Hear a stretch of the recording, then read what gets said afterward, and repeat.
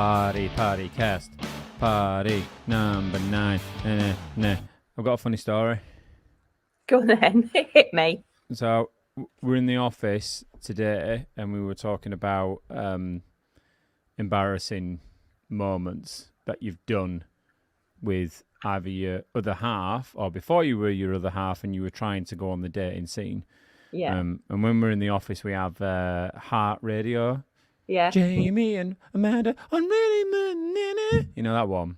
Yeah. You don't, do you? Yeah, I do. Right. I know, yeah. Yeah, so that was on in the background. Anyway, NSYNC and Nelly came on that Would You Be My Girlfriend song. Yeah. So then I was telling people in the office that song came out in 1999, by the way. That's how long ago that song came out. How old do you feel now? Yeah, exactly. And I remember in the very early 2000s being out with a load of friends in UK. And I was single at that point, but I was singing that song to a girl thinking I was the coolest thing in the world. And even though it's 23 years later, every time I hear that song, my toes curl so hard that they could dig up the floor.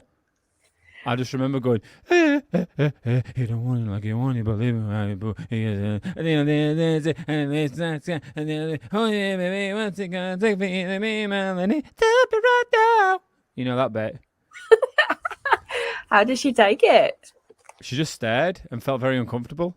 What did she say? Thank you. That's like thanks for that. Love you, and they go thanks. Yeah, there's that gif or that meme knocking about of that young lad at a fair, and the girl stood there a lot older than him, and he just starts dancing in front of her to try to get her attention. It was a bit like that. I mean, in my head, it sounded great. I mean, I thought literally I was JT reincarnated in me. I mean, I didn't have the curly hair or the looks or the talent or the money or anything, but you tried. Yeah. You tried. Well, that's the key. That's the key thing. I was going to tell my son that. You know, you just got to try anything, try any angle, whatever works. You know, try to get yourself noticed. Maybe don't sing NSYNC. I don't know what the songs will be at the time when he does it. I wasn't even going to say One Direction, but by the time he's my age, when I was then 20, One Direction will seem like an ancient, like the Beatles to him. Have you got any embarrassing stories like that? I don't think I've ever had anyone sing to me. I remember there's always this one dweeb in the year, isn't there? That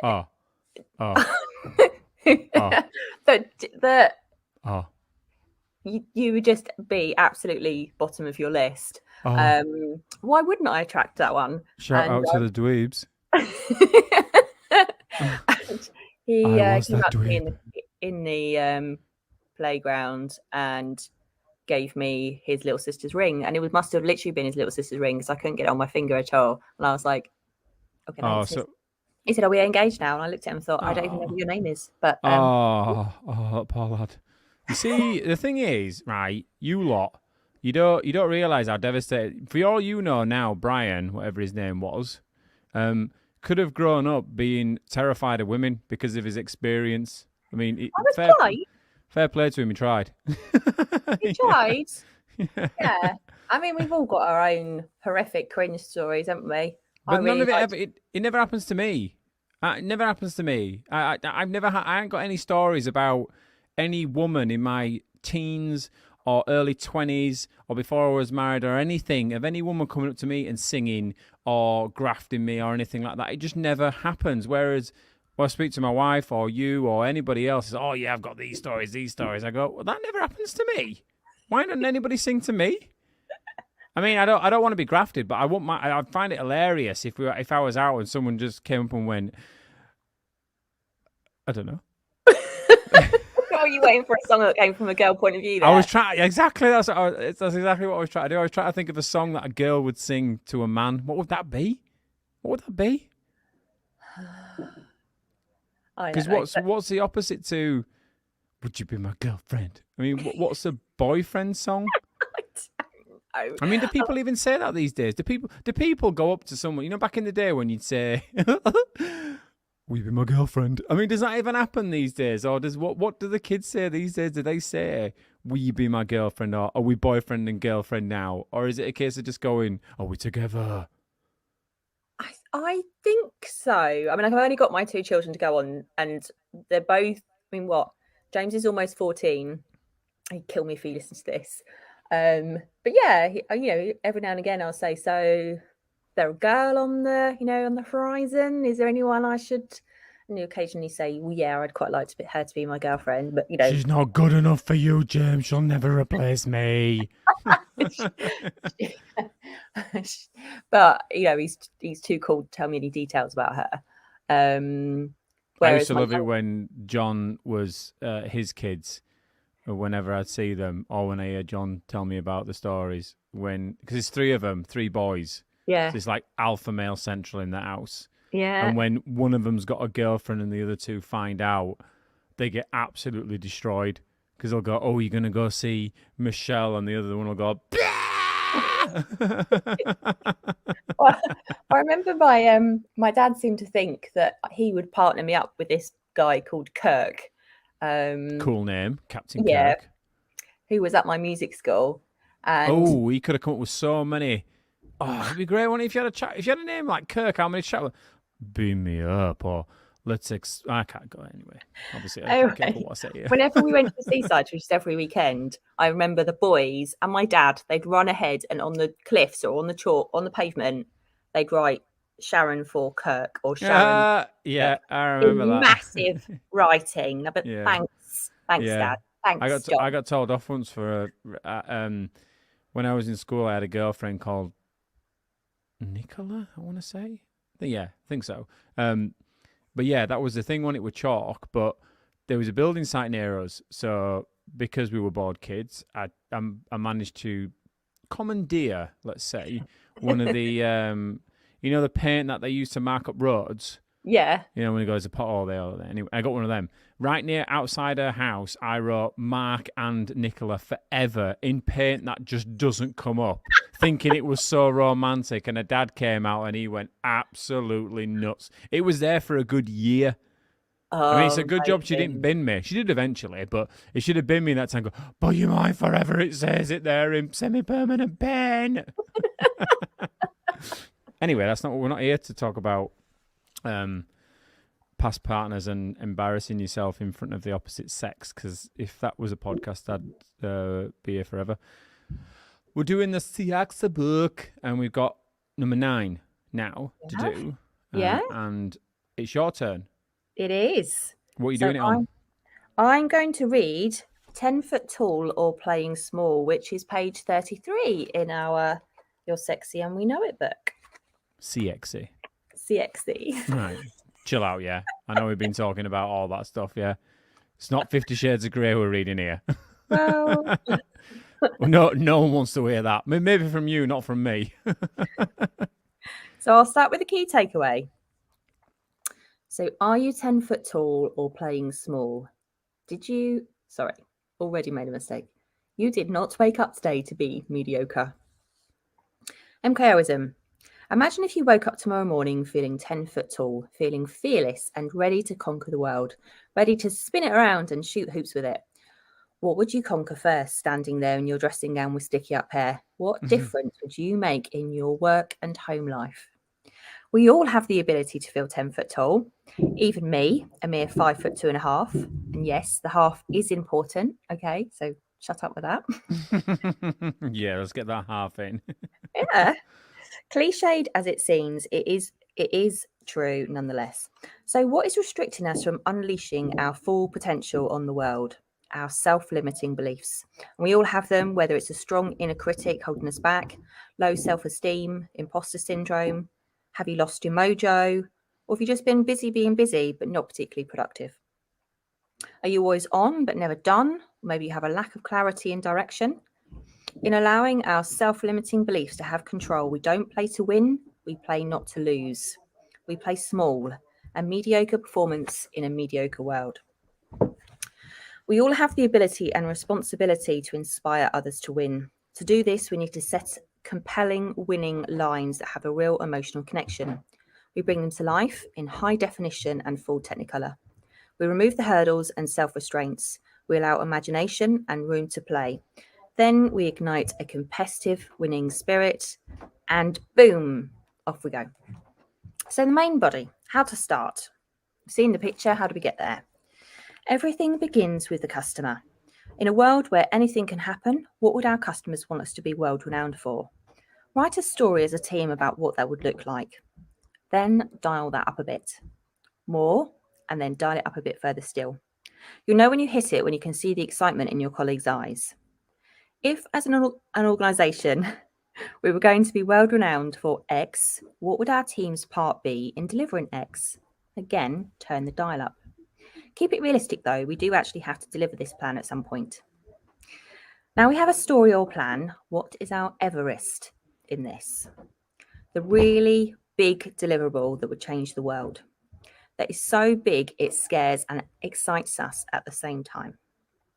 Make sure you aren't leaving anyone behind here. Self-esteem is heavily entwined to daily progress and performance. Each colleague should now ring-fence 90 minutes every day to focus purely on making progress on their Everest, our Everest. Imagine if every person in every team in the entire organisation committed time to our Everest with steely determination. We would change the world. We made this book our Everest, 90 minutes every day for a month. We wrote 80 chapters in that period this way. It works. Now that we know what we're going to do, we need to make sure we aren't getting in our own way. We need to rip out those self-limiting beliefs, stamp on them, grind them into the ground with the heel of our highest boots. How? Bring everyone together into a large cross-functional team. Partner them up. Sorry. Partner them up and give them 2 hours to truly listen to each other's inner critics.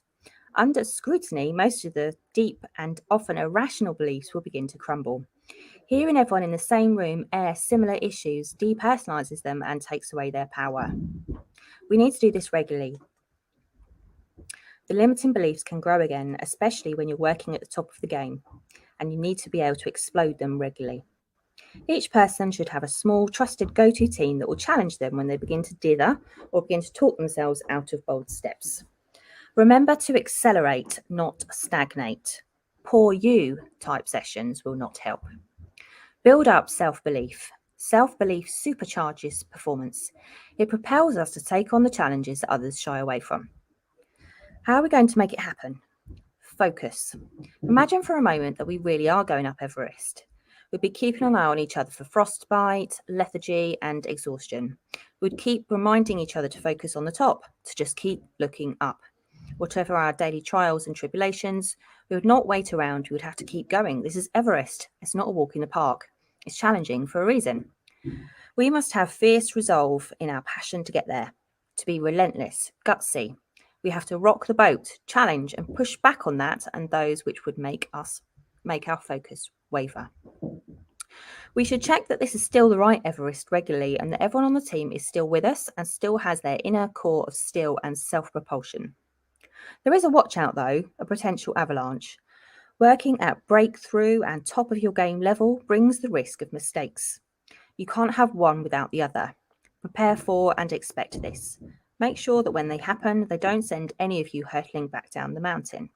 Collaborate with other teams. Make sure that when you pass the ice pick or baton from one team to the other, you do it with finesse and always with the customer and bigger picture in mind.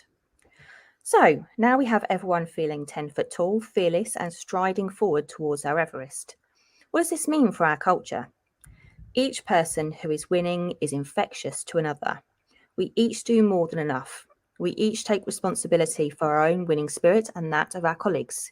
We all lead regardless of labels and levels. We bring our game face every day. We deliver at a world-renowned level with our customers at the heart of everything we do. We have a game-changing culture. We are unrivaled, envied, unstoppable. How tall are you feeling right now? Interesting fact about that. There's a guy in our team who he's a reservist with the I think the paras, I think, in the military. And he's the practicing now for climbing Everest. And Wow. it's the little things that I didn't take into account for that. One being the cost. It's phenomenally expensive. I think it's Wow. $75,000 all in. Yeah, it's a mega. Because you think about it, it's your equipment, it's the Sherpas, it's the food, it's getting you up there. If you do eventually get up there, there's many factors that can stop it from happening. Weather being one of them. Obviously, you and yourself being one of them. I mean, many people die attempting to climb Everest.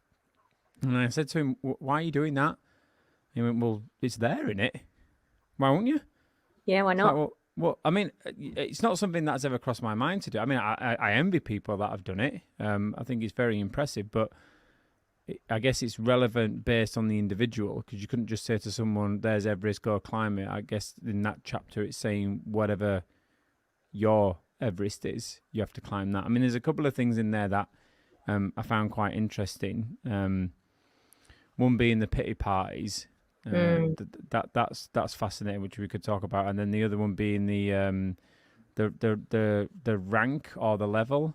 I think we spoke about this before in the past, where you go to an organisation and they say there's no hierarchy here, which, as we've all agreed, is absolute bullshit, because there's hierarchy and there needs to be hierarchy. There just needs to be. But what I do agree with that is the titles. I mean, myself and John were talking about this the other day. I hate announcing myself with my title, and that's why I'll never. Yeah, and that's why I'll never change my title to CEO. I can't do it. I can't do it. And in the corporate world, do you remember when we had normal jobs? In the corporate world, or proper jobs, title was so important. So you chase that title. I want to be a head of. I want to be a director. Yada yada yada yada. And you think that is the be and end all. And maybe there's an argument to say within the corporate world a title is important. But in this world, when it's your name on the company and it's equity for you, you look at people who go, "Well, you're a director, but arguably you're a director only by title. If that company goes bang, there's zero consequences for you other than personal, in terms of you lose your job. But you're not gonna potentially get pulled under by the company going under. You're not gonna lose your house. Yada yada yada yada." So then you look at that, and it's fascinating when you take the journey that you've been on in this space and you look back on and reflect on where you've been in the corporate world and think, I was chasing shadows. It's all bullshit. It's irrelevant. But when you genuinely mean that, bringing it back to this, in terms of titles being irrelevant, I think your team and your people pick up on that. Because they see that you're not going to come in as a hierarchical figure. Yes, you are the managing director or the CEO, whatever it might be. But if you're talking to someone as if they are on an equivalent to you on the same level and as a human being, you watch how their mannerisms change. And we were talking about this one before we came on. We pressed go live. I can't remember the name of the person that did it, but it was when NASA was going to space or going to the moon. And the guy walking around shook the hand of the cleaner, and he's asking the cleaner, said, why are you shaking my hand? He goes, because you helped put a man on the moon. And he sat there going, why did I? But then when he explained it's because of the small cog on the part that he played in the bigger picture, he got behind that. And imagine how tall he felt. Yeah, exactly. It reminds me of the way that teacher spoke to your child. That whole bit about empowering. Oh, the lead when called them a leadership team. Yeah. So the way that that teacher wrote to that leadership team at your, because he's 7, I'll get it, and I'll read it out for people. So where Lucas is at school,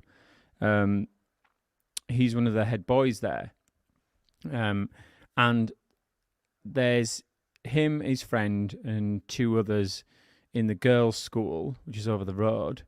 But the 2 girls in that year, in year 2, are the leaders there, and Lucas and his friend Ollie in his year are the boys' leaders. But they pull them together as a leadership team. But I got this letter come home from school the other day, and the teacher writes, I won't say the names of the other children, just for I don't know if the parents would be okay with that, but other than Ollie, he's fine.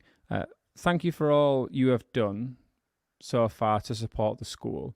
You are a wonderful inaugural leadership team. Bear in mind, she's saying this to 7-year-olds. Next Tuesday, 25th, we have a videographer in school. This will be to capture some of the brilliant club's leadership roles, opportunities to be collaborative, playtime, PE, and teaching that occurs in the school.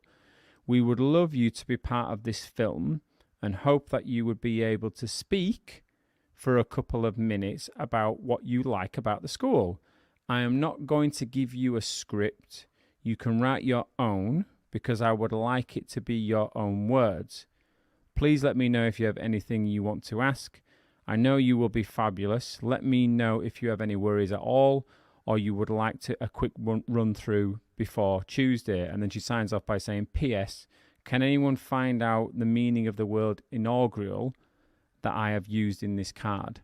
I mean, I remember when I was talking to Lucas about that, I said, what do you think about that? And because I had to, he goes, what does it mean by being a leadership team? And I was explaining it to him, as in it doesn't mean you go around with the title or a badge, because they do have a badge on saying head boy or school council or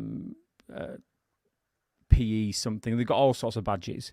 But I say it's not going around with your pips on your shoulder, pulling rank on everyone and telling people what to do. People look at you and how you react and how you perform to look as an example to set that everybody should be able to then mimic, but also follow your example as well. And he sort of, I mean, I'm paraphrasing there because I'm saying it to a 7-year-old, but getting him to understand it, he sort of went, right. And I went, how do you feel about being on camera and being filmed and, that going on the website, and things like that? And he goes, I don't care. Well, what do you like about the school? And he went, they have chips on a Tuesday. And I went, right.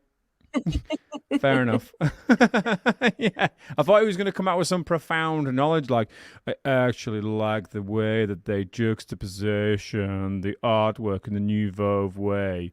Nah, they've got chips. Not yet. Yeah, but I love how that teacher has written that. She's really empowered them, hasn't she? She said, I totally believe in you. You're going to be fabulous. You can, I trust you enough to come up with your own speech. And yeah, just the way she's written it. But coming back to the stuff in the book, it's the same kind of thing about, okay, so how do we empower the team? How do we get everyone behaving as one? How do we get everyone excited? How do we go, right, this is the Everest that all as a company are going after? So whatever that looks like, building a new factory or getting a product to launch or whatever, getting the project over the line in time. If you're all behind that and you know that it's really difficult and it's going to be tough, but you're all as a team going up that mountain and looking out for each other and going, okay, we're really clear on what we're going to do and we're excited to do it together. And everyone's putting 90 minutes of their time every single day to progressing just that bit further towards hitting that target, because you're all going, we're hitting this Everest together, and you're all very clear on what that is, then you can't help but move forward with some real momentum. If everyone's going after their own Everest, it's not going to work. But if everyone's going after one and you're all doing it as one team, you can't help but win. And it's also finding those how you break that down, because you could say, I mean, look at what we're going through at the moment. We've won these big programs of work, and if you said to someone, there's the start and there's the finish, it could be overwhelming. But it's a bit like, I forget his name, but it was when the Olympic cycling team during the London Olympics was so successful, the coach leading up to that said what they did is they broke down every aspect of that team and improved every aspect by 1%, which doesn't sound a lot, but when you aggregate it all up, it's a big step forward. And it's a bit like that to say, here's where we're starting from, here's the deliverables of where we need to get to. Go. You'd be, arguably, you could paralyze yourself, or you'd have those people in the team who are very much a get up and get after it. They'd run off that way. That one would run off that way. One would be spinning around and crying in the corner. The other one would have jacked and handed their notice because they can't handle it. And the other one would just be staring at you going, am I getting paid or what? You could just imagine how that would work, but being able to break it down, but also bring people on that journey. Yeah, that's the really important bit. Keep checking in with each other and keeping that excitement there. So you've got to make sure at the very start that you've all got the right equipment, all very clear on what the plan is before you start, but that you've got excitement, which is then creates that self-propulsion thing. I mean, when I wrote the book, I was very aware that it's kind of in the real world, there are going to be more challenges than it shows in the book. That the whole point is to fire everyone up. It's that kind of speech of, are you fired up kind of thing. But if you can keep everyone, keep the momentum, and everyone is checking in with each other and going, well, in my 90 minutes a day, this is what I did. And tomorrow, my 90 minutes, I'm going to do that. And all right, that's cool. That's what I'm doing. And you can gradually see you inch by inch going up the mountain as a team. You can do it, you've got to make it visual. Yeah. The key thing is the team part, because, you know, you could, let's say you're a big team and you've got, you I say this in air quotes for those who can't see it, you rock star performers. So when you break that team down, it's a fine balancing act to make sure you rock stars are feeling valued for what they're doing. And the rocks, it's a bit like a Formula One driver. So everybody looks at the Formula One driver, arguably no one thinks of the people back behind that Formula One driver, because they're the one on the podium, they're the one popping the champagne, they're your rock stars. But it's making sure that everybody in that team understands what part they're playing and how crucial their part is to be able to have that rock star doing what they're doing, because that rock star is ultimately helping to bring home the bacon. But it's the little things that can trip you up. So you take the stuff that we're doing at the moment, it's exciting, and you're running at 1,000,000 miles an hour, pitching, you've got high functioning anxiety that pushes you forward and gives you sleepless nights and all that stuff, as you would imagine as an owner. But that's where you're in danger then of not having a team that feels 10 feet tall behind you, because if they're disengaged or they don't feel like they're part of the journey, arguably those hygiene factors that you need for you to deliver those on the promises that you've made will fall down, and ultimately you're going to suffer. So you might be looking at that thinking, well, 90 minutes is a bit of an ask in it. Is it? Because what's 90 minutes of your day to be able to G everybody up? But what I wanted to ask you about, Shan, was how do you avoid, because you know what this is like. We've been in these situations before in the corporate world where you'll have these, I don't want to call them catch-up sessions, but you'll have maybe an hour, half an hour sessions, and more often than not, they seem to always steer towards a moaning session rather than a high-end gene up session. I mean, what's the pitfalls to avoid, and how do you avoid it? You know, things rumbling in the background to then that focused hour being a moaning session. So everything in the background for that focused hour being high energy, high deliverables. Everybody leaves that room feeling jacked, and then off they go, then they're fueled for another 24 hours. I think that very much depends on the leader, because in every group you're going to have at least one person who's naturally more moany, for want of a better word, than the others. So you've got to shut that down quite quickly, but also allow it to, if there's any truth in that, or there's a risk or something there, that you grab hold of it, but shut down anything that's very negative for negativity's sake. But when you do a stand up and you go, right, we've got half an hour, short and sharp, what are the deliverables we've done, what's the progress on yesterday, and what are we doing tomorrow, what's the key things that we've achieved as a team, and what are the key things that are going to trip us up, and keep that high energy, and don't sit down and go, right, yep, time's up, come on then everybody, get cracking. And purposely put the energy in. I mean, it's hard, and especially if you come in as a leader and you've had a hard day, or there's other stuff going on, or you've got the threat of redundancy hanging over you as a company, but as a team you're still trying to deliver. It's never easy, but the key thing is to be very clear on that vision and say, this is where we're trying to go. We're going from here to here, and this is where we are now, and that's where we're going to go next, and just keep focusing on where you're going and checking in with each other. It's just so what, isn't it? Because I'm just listening to you speak, and I would know, I'm thinking about myself and John, we would be a nightmare at those sessions if we couldn't see the value in them, because either we would be going, I need to be getting on with this, I don't need to be spending 90 minutes here talking about something that I know I need to be getting on with, but also... Oh, no, you wouldn't spend 90 minutes doing it. No, you just have half an hour and then 60 minutes. Yeah, for half an hour, 60 minutes. But if that was high energy, obviously the way that we operate is, high energy, but with deliverables coming out the back of it. It's fun and it's engaging. Maybe it's a bit tense, things like that. And I've fed on that energy, and it's got me jacked and fired up. Then great. But if it's a case of every day we meet for half an hour, and every day it feels like we're ticking a box to tick that box to say we've all met and discussed, then that's when it would be difficult to keep it going. Or I'm speaking honestly, that's where my engagement would start to fall away. Yeah, I mean, the 30 minutes is you getting together as a team. So if you're not a key integral part of that team, then there'd be no point in you coming to that 30 minutes. But the 60 minutes afterwards is that, okay, I've had my 30 minutes. I've agreed what deliverables I'm going to do. I've got 60 minutes to really focus on them before any other admin or crap gets in the way of my day. But if you aren't going to give real value and you shouldn't be part of the team, then you shouldn't be on the project. Great. That's great. So that's perfect. That's perfect. We'd need to keep you engaged. And if you weren't meant to be coming to those meetings because you weren't part of it, then you shouldn't be there. Well, that's what I was hoping you would say. How many times have you been dragged into a meeting or people? I mean, I think we spoke about this before. There's a name for them, the Volleyball Brigade. So you know what a volleyball is, don't you? Yes. So you puff pastry filled with prawn. With a little prawns or something weird.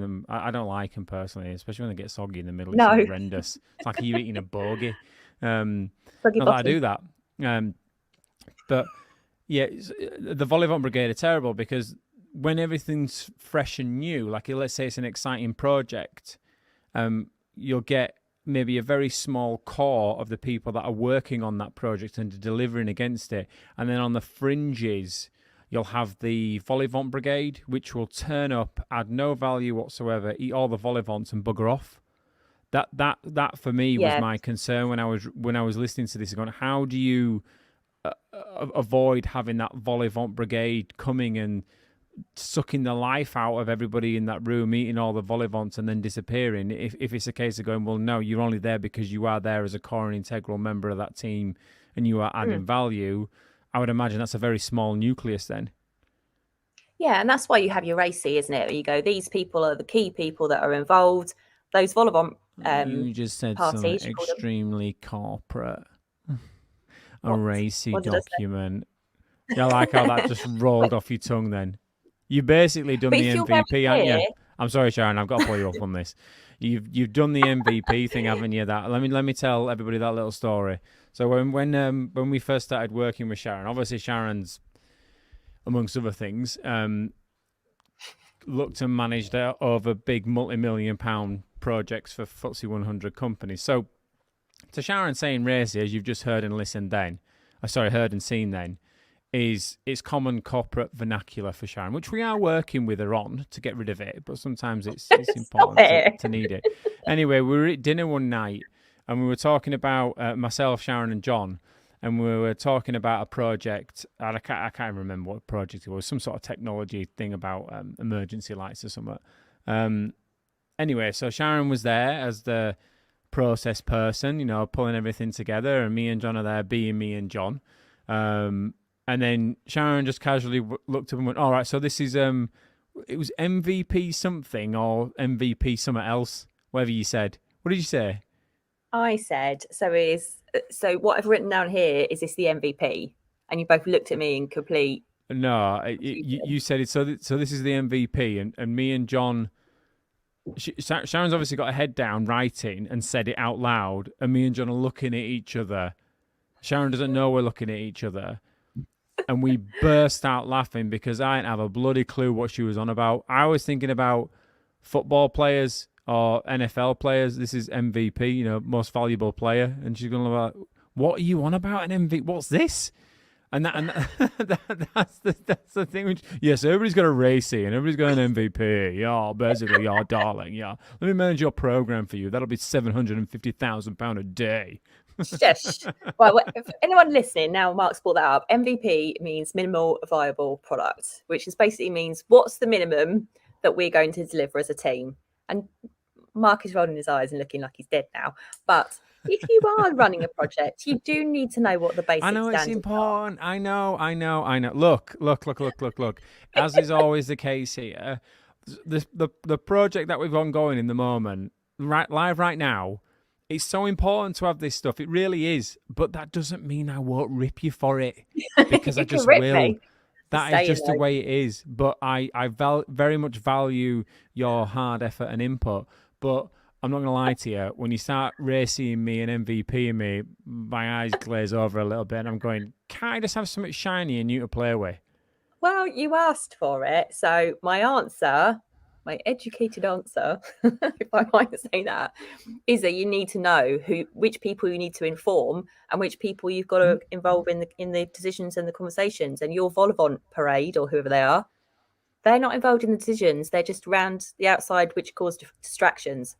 So you'd have to be quite forceful potentially and say, we will send out a comms and let you know if they're really not going to add any value. You're moving really fast. You're going up, as I put in the book, it's not a walk in the park. If you're going up the mountain, you've got it's life or death if it's Everest. Grow first, doesn't it? Right. You know, you get growing pains. Did you ever have growing pains when you were a kid? I didn't. No, I didn't grow very much. Never had growing pain. Never had to have your mum sit in bed with you and stroke your legs. Well, I only got to here. Oh no, you're still growing, aren't you? Yeah, that's true. Yeah, we represent the volleyball. You ever seen that off? What was that? Follow the Yellow Brick Road lady, Dorothy. The Yellow Brick Road. What's that film? Why is I can't remember that film? Wizard of Oz. That's it. Wizard of Oz, where she goes and she meets the little. I have to be careful. I can't see that. The little people that are singing the volleyball that we represent, the Lollipop Guild. That's it. Okay, that's what you're part of. Oh, go Google it. Adorable.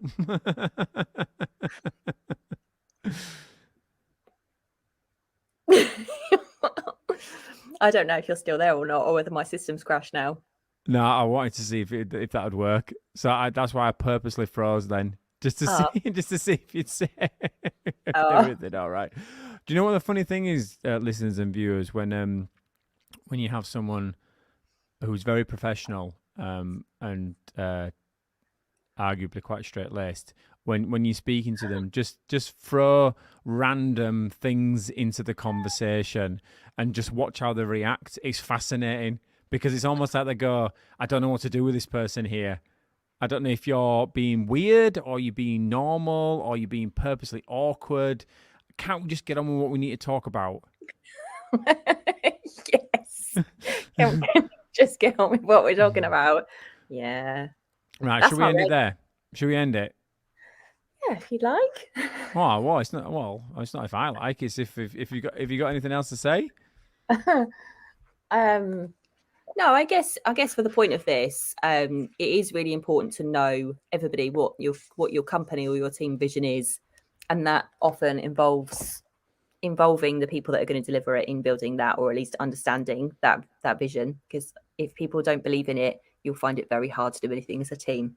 So do spend some time getting people behind that vision, getting excited by that vision, and then don't move until you really understand where you're going. Cool. That sounds good to me. And if I listen carefully, the music's come on. That means end. Are you going to sing us out? No, I'm not going to sing us out. Okay. You can sing us out. No, not one tonight. You bummed me out. Have a great day, everyone. Thanks, everyone. Bye.